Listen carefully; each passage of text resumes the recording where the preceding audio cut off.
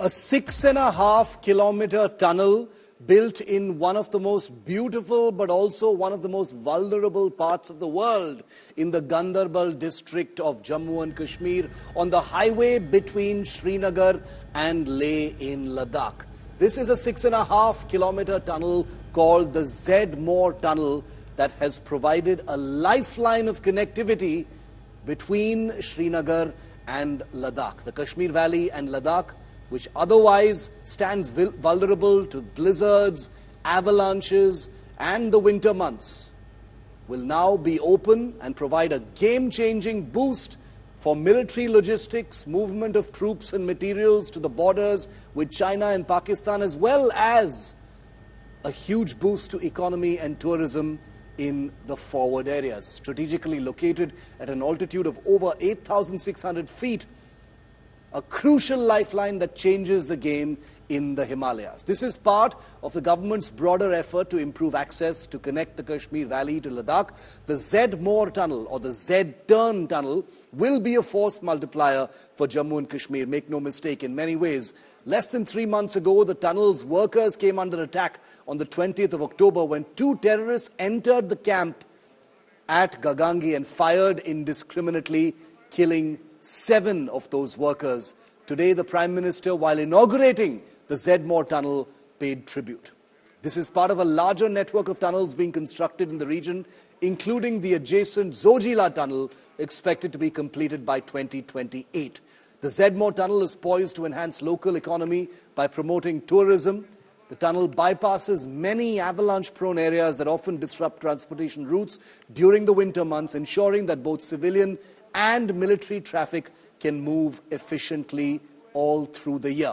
By facilitating year-round travel, the tunnel is expected to not just bolster, like I said, military logistics and support operations in the region, but also make many of these incredibly beautiful forward areas open to tourism. Jammu Kashmir में अमन और तरक्की का जो माहौल बना है, उसका फायदा हम पहले ही टूरिज्म सेक्टर में देख रहे हैं। साल 2024 में 2 करोड़ से अधिक टूरिस्ट जम्मू कश्मीर आए हैं। यहां सोनमर्ग में भी 10 साल में 6 गुना ज्यादा टूरिस्ट बढ़े हैं।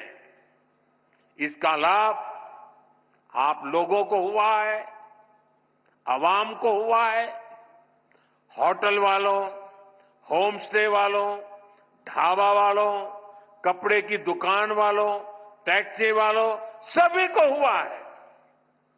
साथियों, 21वीं सदी का जम्मू कश्मीर आज विकास की नई गाथा लिख रहा है।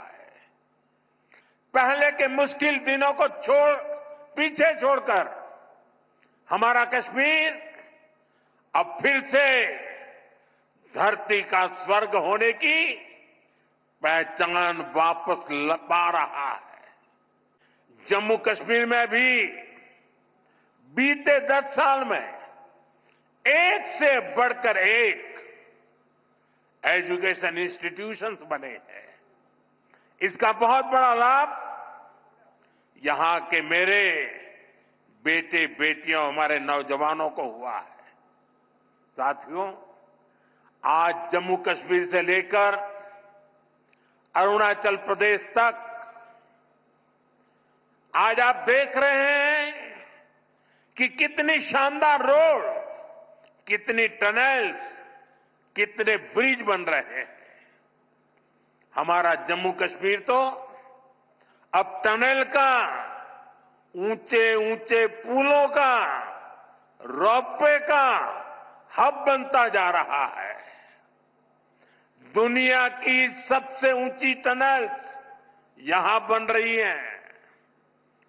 दुनिया के सबसे ऊंचे rail road bridge, cable bridge यहां बन रहे हैं। दुनिया की सबसे ऊंची रेल लाइंस यहां बन रही है। केंद्र में हमारी सरकार बनने के बाद ही 2015 में सोनमर्ग टनल के वास्तविक निर्माण का काम शुरू हुआ और मुख्यमंत्री जी ने बहुत ही अच्छे शब्दों में उस कालखंड का वर्णन भी किया। मुझे खुशी है कि इस टनल का काम हमारी ही सरकार में पूरा भी हुआ है और मेरा तो हमेशा एक मंत्र रहता है, जिसका प्रारंभ हम करेंगे उसका उद्घाटन भी हम ही करेंगे। होती है, चलती है, कब होगा कौन जाने, वो जमाना चला गया। साथियों, इस टनल से इससे सर्दियों के इस मौसम में सोनमर्ग की कनेक्टिविटी भी बनी रहेगी। इससे सोनमर्ग समेत इस पूरे इलाके में टूरिज्म को भी नए पंख लगने वाले हैं।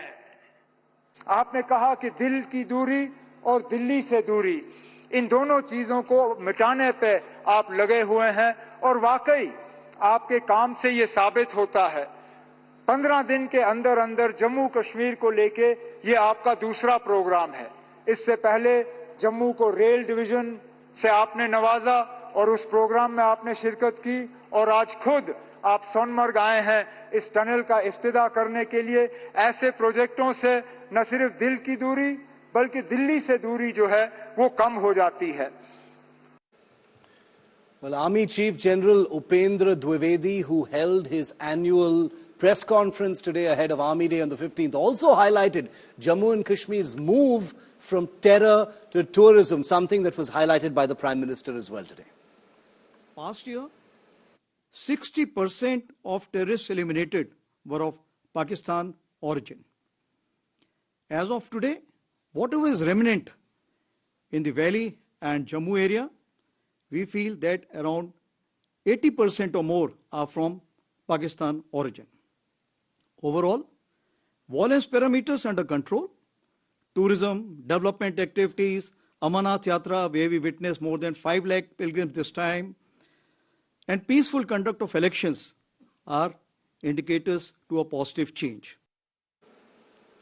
Well, India Today's Rahul Kanwal spoke exclusively to Jammu and Kashmir Chief Minister Omar Abdullah right before this function on the infrastructure push in J&K. Here's what he said.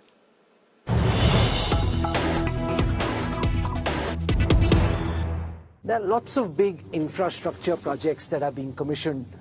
The centre can claim that this is because of the abrogation of Article 370, that Kashmir has got this big infra leg up, which it wouldn't have got otherwise. Sure. As long as you can point out to me which of these infrastructure projects started after 5th August 2019. The fact is that all these large infra projects predate 5th August 2019 and the removal of Article 370. But they were also running late, like for example, the train has been running decades late. It's still running late. अब तो बन गई है। कभी ना कभी तो बनना ही था। कभी ना कभी तो बनना था। It would have still finished at this time, regardless of 370. 370 was not a reason the work didn't complete.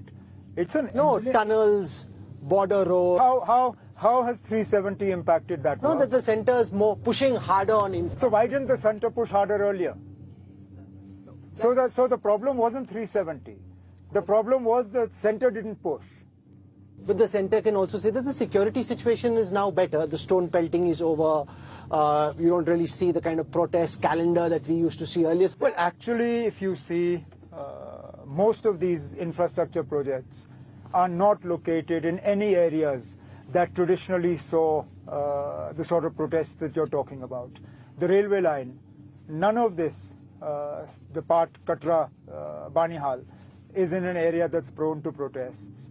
The tunnel that is going to be inaugurated, one of the most peaceful parts of J&K. In fact, if anything, it's unfortunate that this tunnel project was actually the subject of a militant attack, terror attack a few months ago. So, look, let's not link these infrastructure projects to the politics of 370. But what's your reading on the improved security situation, which the government claims is one of its big achievements? Stone pelting, terrorism, terrorists. Look, I've always said I'm willing to grant that you don't see as much, and we've had this conversation in earlier interviews as well. We don't see sort of the widespread or the troublesome stone pelting and protests that we've seen in the past in 16, 10, 2008, etc. But the fact is that the government has also come down on people with a very, very heavy hand. The way in which the CID department has in the past been weaponized, the way in which employees have been terminated without any due process, the way in which blacklists have been operated, which go against the laws of natural justice. Now, I may be a terrorist, but that doesn't make my children terrorists. But we seem to treat everybody with an equal yardstick. If what we see on the ground in Jammu and Kashmir is as a result of a change of heart, I'm all for it. But if it's just out of fear, then you have to ask yourself what has changed. Well, which one do you think it is? Do you think it's largely fear, or do you think... No, I think it's a combination of both. Because people also happy with more... I'm going to say, if it was just fear, you wouldn't see the sort of turnout you do in elections. So it's not just fear, but there is a fear factor that has contributed to it as well. But Kashmir tourism is booming more than ever before. I mean, rates, you can compare, you can go to Bali, Vietnam, or... Yeah, well, that's one of our problems, how expensive flights are.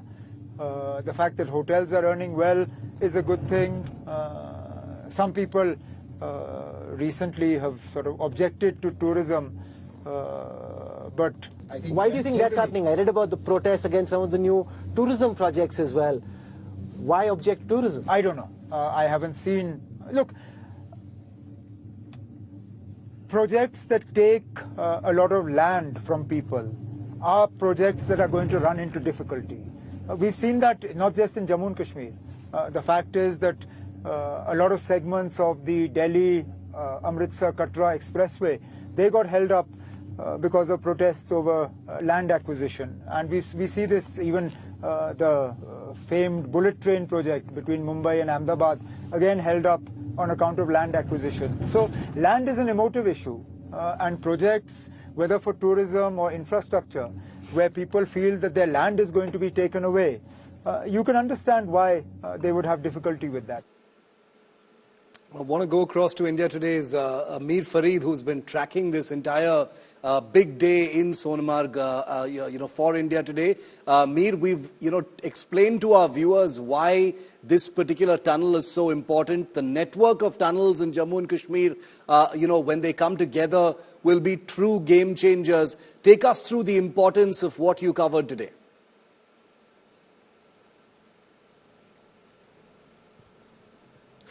Well, Shiv, this is truly very significant for this particular area, and let me first focus on Sonamarg. Now, this is a top-notch tourist destination, but unfortunately because of it remained cut off in winters, and that really hit the tourism industry, hoteliers, locals badly. And not only tourism, but locals who live in Sonamarg had to really move to Gund to ensure that they are not cut off.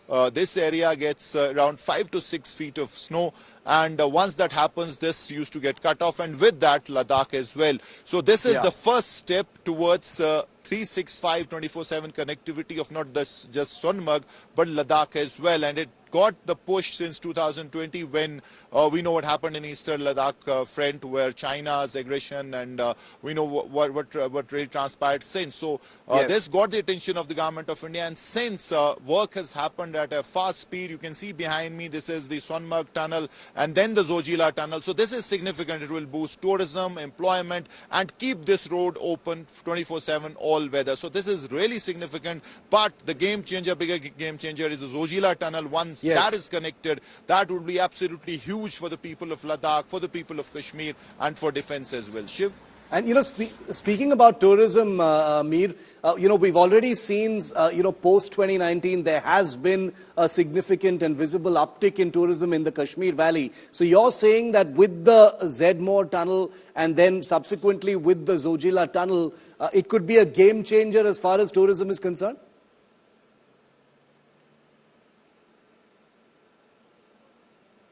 Absolutely, it is a game changer, and already we're seeing that the people in Sonamarg, the hoteliers, they're trying to give this message out to the tourists that now this area is open throughout the year, so they can plan if they want to go to Gulmarg, Pahalgam. Sonamarg is equally beautiful. It is stunning. It's called the Meadow of Gold, and they can come to this place. So already this is selling, and in fact, Zojila, as I said, it's a 14-kilometer tunnel. You were here many a times. I'm sure you've gone to Ladakh. You know what Zojila top is like, slippery, and it snows every time, and that gets blocked, and it's a nightmare for the traveler. So this is going to be huge, any which way, tourism included. Shiv? All right, Mir, thanks very much. Stay safe. We'll keep coming back to you. It's bitterly cold there, but Sonamarg, let me tell you, is absolutely glorious. So with that tunnel open, people have run out of excuses for planning their next trip, their next holiday, perhaps in that wonderful part of the Himalayas. Well, days after the process of disengagement, or at least de-escalation, began at the line of actual control in Ladakh, Indian Army Chief General Upendra Dwivedi said today at his annual press conference that the situation at the LAC is sensitive but stable. It's not the first time he's saying it. While speaking on the efforts along the India-China frontier, the Army Chief said that India's deployment is balanced and robust. Take a look. Coming on to J&K, situation is firmly under control. On line of control, ceasefire, which is effective from Feb 2021 after the DGMO's understanding, is holding on. However, the terror infrastructure across remains intact. Infiltration attempts continue, including from the IB sector or so many other avenues which are available, along with drone attempts to smuggle warlike stores and narcotics. In hinterland, in recent months, increased terrorist activities was seen in North Kashmir and Doda Kashmir.